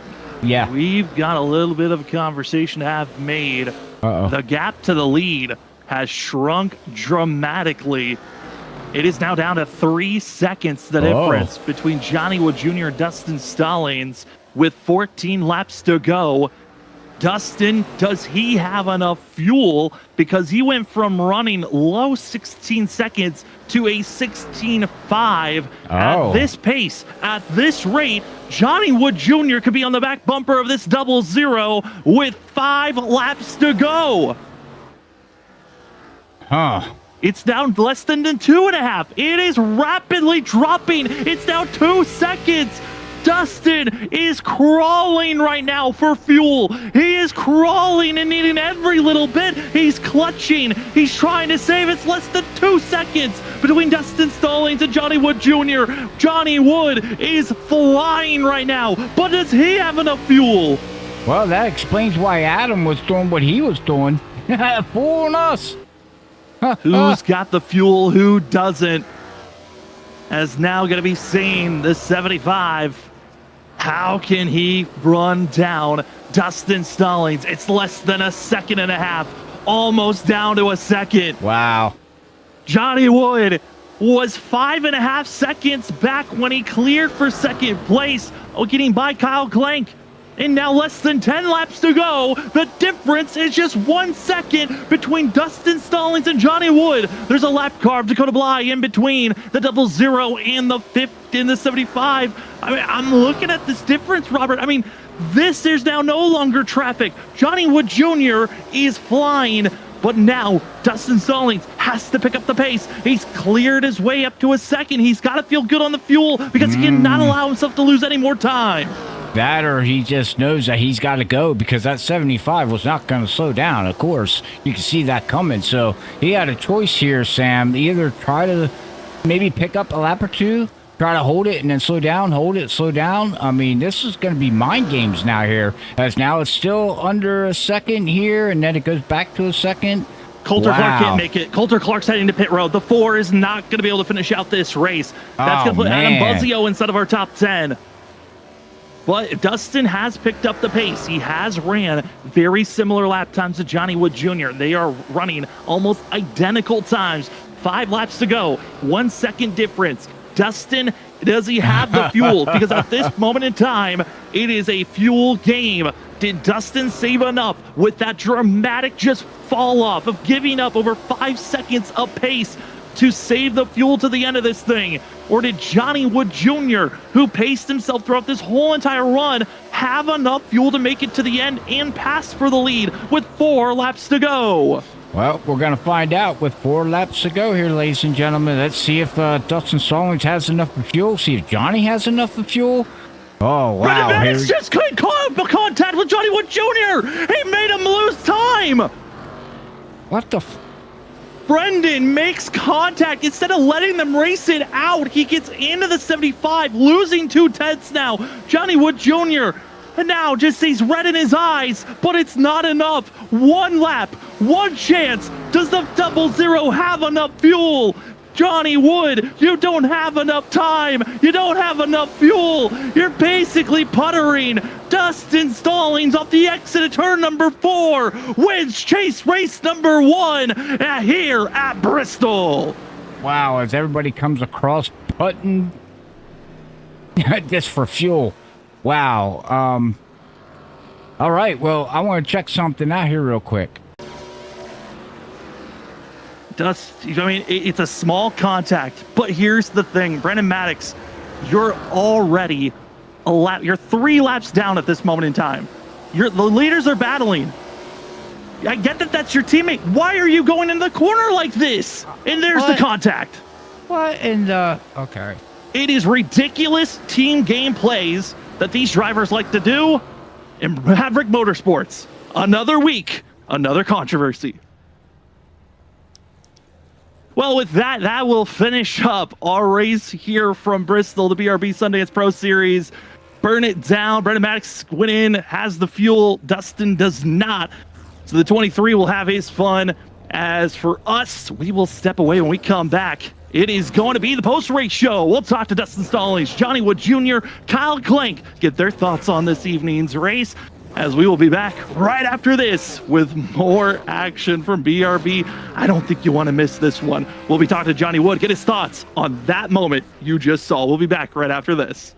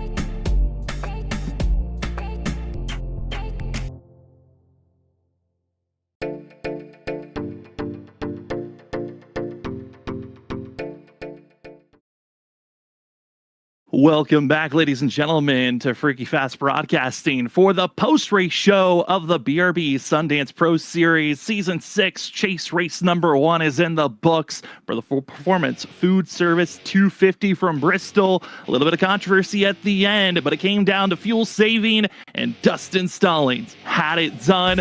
Let's go talk to the driver that found his way into victory lane as well as won the stage. We got Dustin Stallings with us. Dustin, what a evening for yourself. The speed was there, coming away with the victory, but at the very end, we saw fuel was a little bit questionable. Man, how are you feeling saving the fuel and getting the win at the end of the night? I can't believe it, dude. I told you, just telling Johnny before you guys pulled me up here, that I for sure thought I was going to run out coming off of turn 2 on the last lap, but I don't know.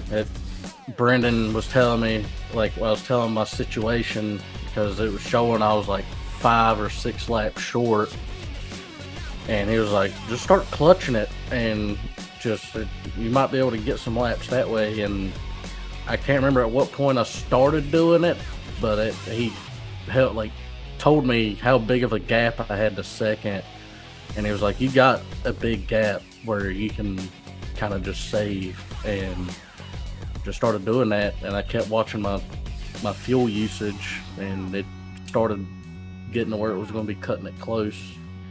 So I was saving, clutching middle way down to the straightaways, rolling through the corner, and letting off the clutch come on corner exit. And once Johnny started gaining on me, got within 2 seconds, I had to start picking the pace back up. But didn't think I was going to make it, come taking the white.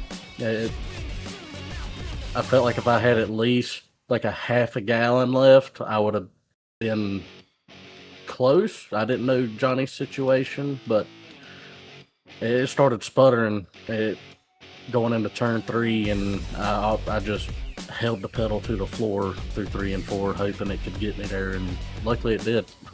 It certainly did. First race that I've won with fuel, like that type of fuel strategy, or I wouldn't even say it's strategy, just fuel saving. So I'm proud of that. I mean, Dustin, we also saw at the very end, Johnny was running you down, contact between your teammate as well with Johnny. I mean, what are your thoughts on the team-wise? I know Maverick Motorsports, it feels like every week there's contact, there's controversy of you guys being a lap down, multiple laps down, getting involved with lead lap drivers. I mean, what's in the conversation with the team when you guys are in those scenarios? Because from an outside perspective, I'll be blatant, I'll be honest, it looks dirty on what you guys are doing with other competition around you. There's some times where I don't really like it. I think I watched the broadcast back for Michigan whenever I was 2 laps down, and I was trying to get my laps back naturally. And I think if you're like within 2 laps down, I feel like it's reasonable. Some guys might not like it, but I mean, you kind of have to right the fight to get laps back. But I think if you're 3+ laps down, I don't really think there's a reason for doing that. But I don't really think I seen the contact there. I was just so focused on my fuel and making it. I have to go back and watch that. But yeah, definitely some conversations need to be had about that. If it's basically not gonna benefit yourself, then it's not really worth it. It's just basically trying to salvage what you can out of how your night's going. I don't know if that makes any sense, but I mean, at the end of the day, it helps the team out. But Dustin, with this win, you are now tied with the most wins so far this season. There's 4 races left in the chase. What's your confidence? Now we're heading to Sonoma and then Talladega, our next 2 races in the chase. Sonoma, I feel okay. I turned laps there a few weeks ago, but kind of with the circumstances that I've got going on and my personal life, got my wife getting ready to have a baby on Sunday, and it'll be our 3rd baby and be another little girl. So I got 3 girls, but I wouldn't trade it for anything in the world. Got that going on. Process of getting our house sold and working on buying a new house that we're gonna be building. So a lot going on. Kind of 50-50 on Sonoma. It depends on how everything goes with the delivery and everything this weekend. So might not get too much practice time, but we'll see what happens. We're hoping for the best for yourself and the family. Congratulations on this win. And before we let you go, the floor is now yours for any other shout-outs. I give a shout out to you guys first and foremost. Going back and watching these races with you guys, it's just awesome to kind of relive moments and stuff, and also seeing what all happens through the rest of the field, because in the car driving, I mean, you don't really get the scoop on what's going on everywhere else. But also shout out to the league, all of our sponsors, partners, admin team, all those guys. I know they put a lot of work in it. Definitely appreciate it. Love being here. Great group of people. Racing has seemed to be improving past the halfway point of this season, I believe. Shout out to my teammates and Alliance. Also, I think Carl had a pretty good showing tonight. Happy for him. Gray also, pretty solid race. Just everybody involved with the team. I know we got some things to talk about and try to correct and do what we can to fix what we need to fix, but yeah, that's about all I got. But thank you guys. Well, Dustin, congratulations on the victory here tonight, starting the chase off on the right foot, and good luck next week at Sonoma. Appreciate you. As that will be now a 3-time winner of the season 6 of Dustin Stallings, and that's his point of view on how he felt like the team play was going on. Let's talk to the guy who actually was made contact to. It's Johnny Wood Jr., second place here this evening. Was within a second, but end of the night, you didn't stay that close. Johnny, I know there's a lot of controversy around maybe the finish of that race, but ultimately it was coming down to fuel. You came in close, but just wasn't enough. How are you feeling on tonight's running from Bristol? Yeah, it was pretty fun. That last stint, we were kind of, obviously, this new update, you could see your fuel stints and everything and see what you have towards the end. So you're kind of like saving fuel and using a little tire, but saving what you can, and then just kind of knowing when to go.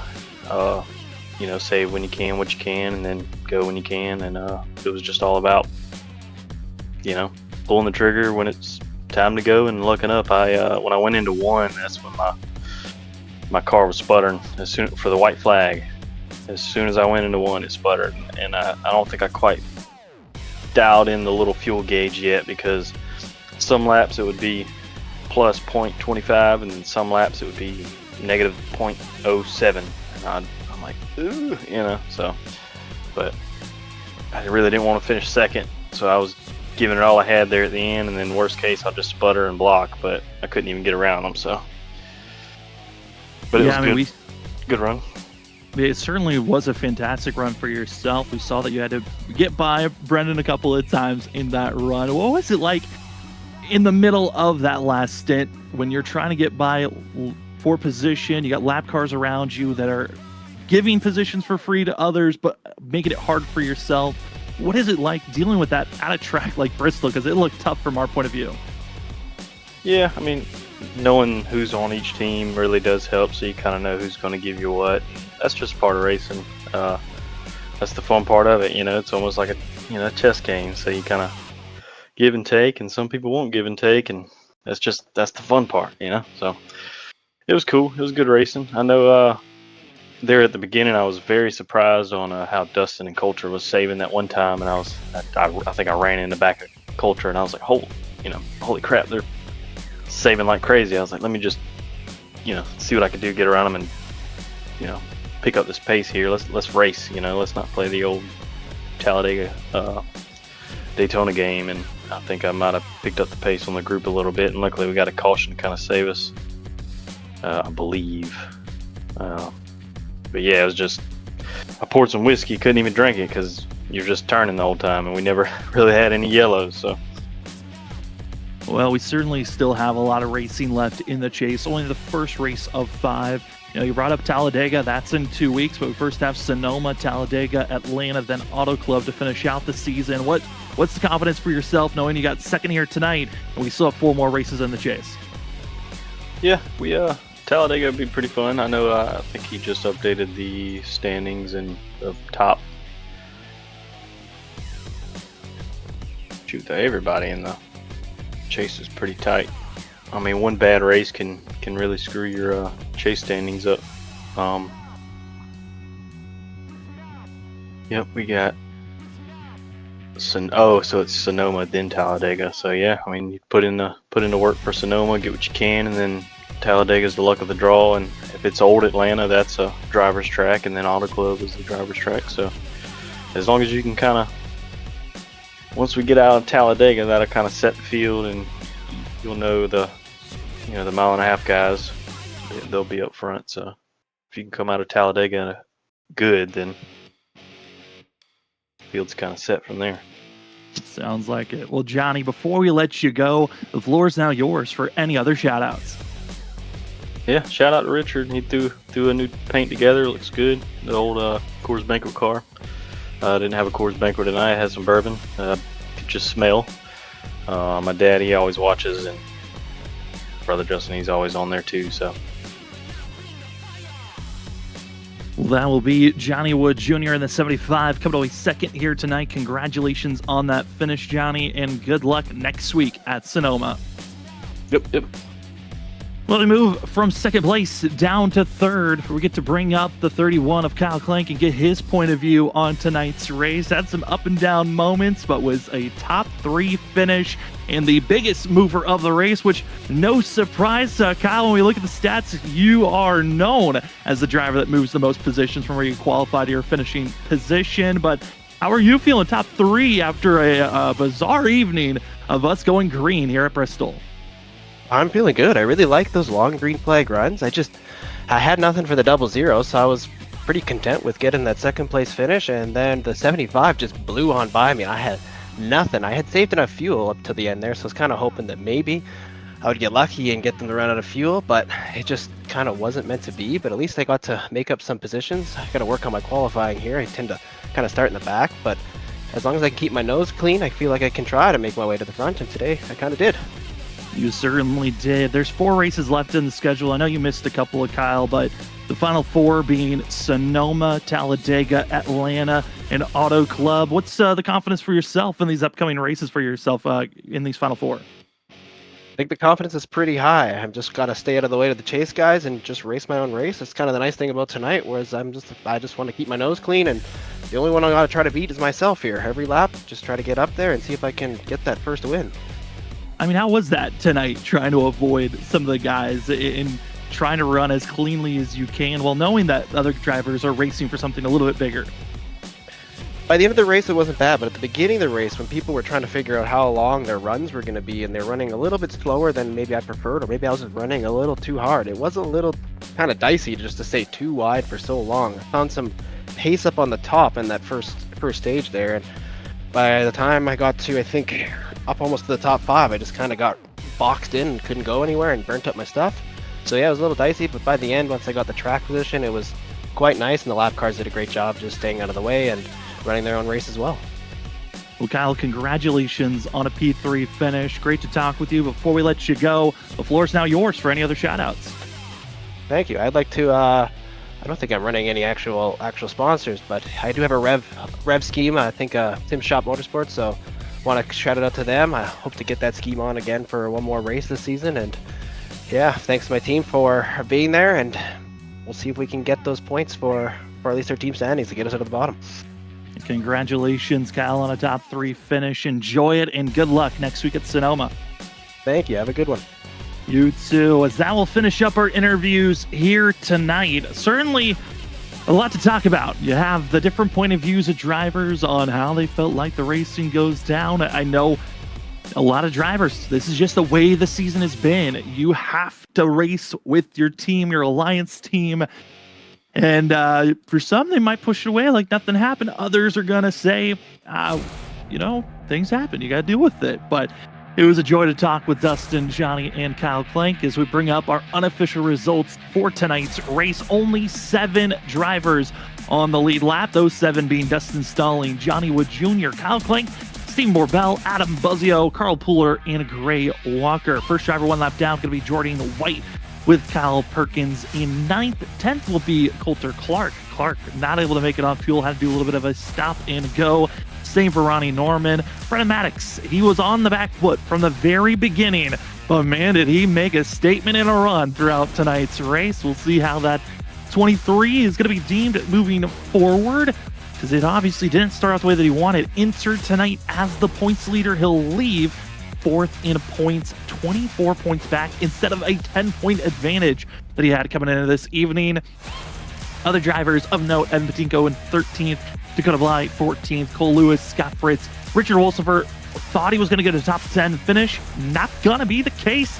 Instead, the 56 will finish in 17th with Ben Kinney and Jacob Quayle both leaving the race early on. Certainly drama, certainly a lot of fun, and there's still 4 races left in the chase. For us up at the booth for Freaky Fast Broadcasting, we only have 1 more race on the docket that we will be covering.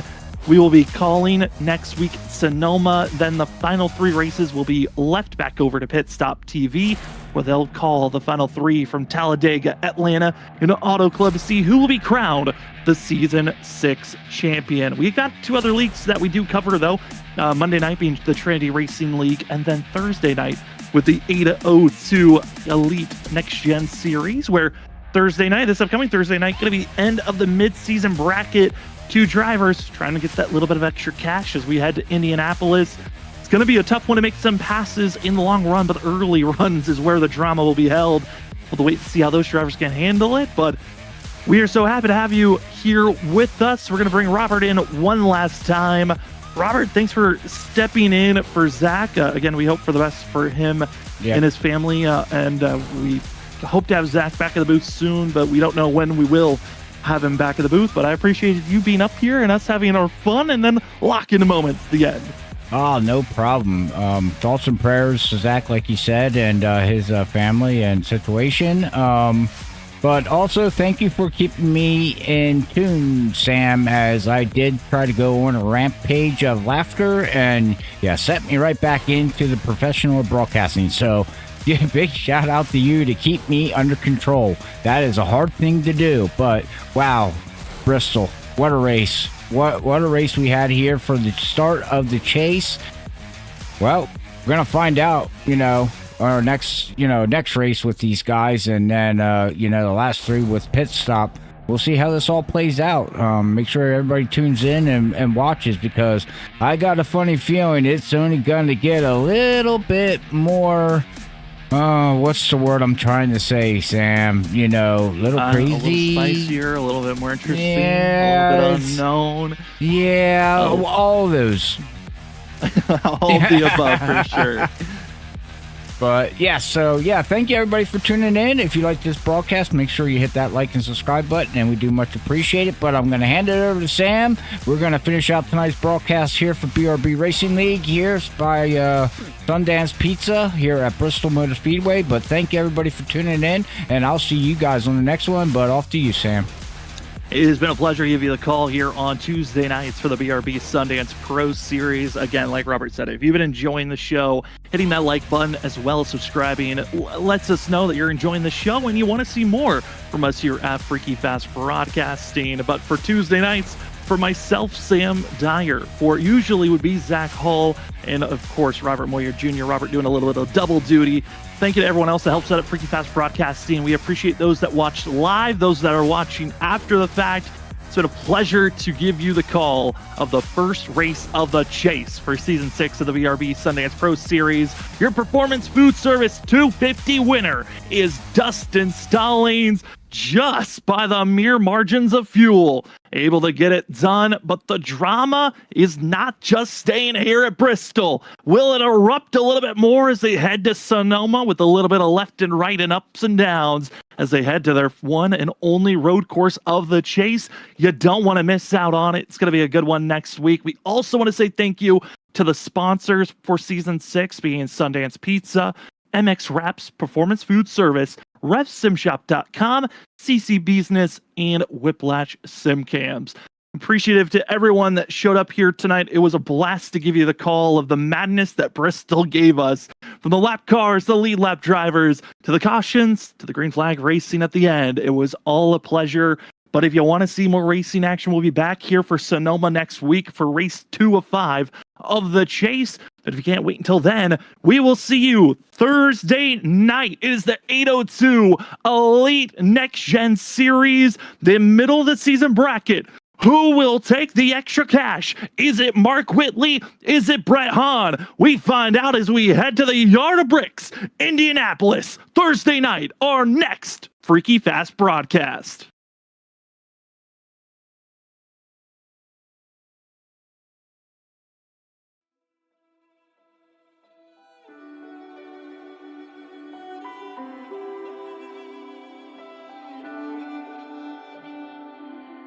I was standing, staying still, never said what I feel, and every time I took the blame, carried all this quiet shame, 'cause all the pressure in my chest, I've gotta fight to catch my breath, when every step still feels the same, trying not to break. Where do I go from here?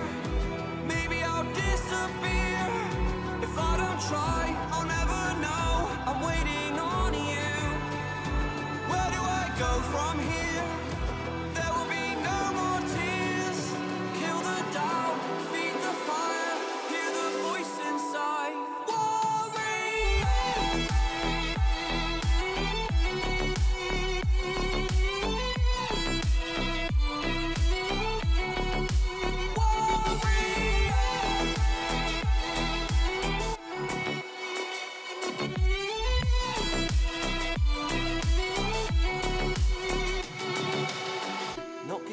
It's my turn this time. They took a shot, now I want mine. You fall, I rise, I take the wheel. So this is how it feels. Where do I go